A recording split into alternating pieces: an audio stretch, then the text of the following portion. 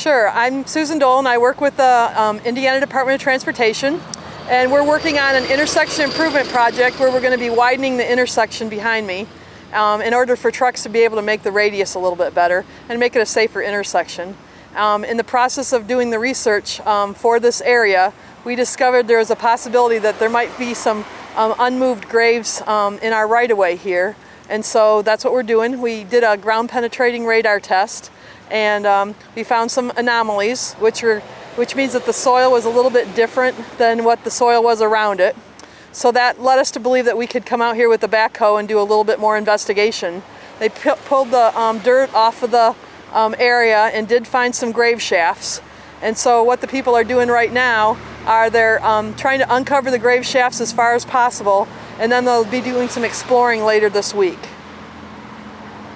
This was a former cemetery that was run by the Mennonite Church, and it was early 1800s to late 1890s that they were actually burying people here.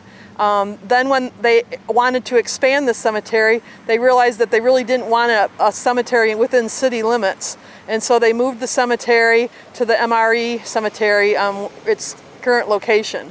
And at that time they moved several of the bodies, but there was a chance that some did not get moved, and so that's why we're here today.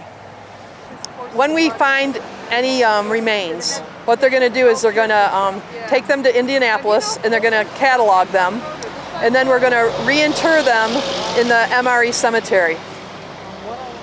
And each one will be interred separately, and then hopefully also close to the graves of the other people that were already moved.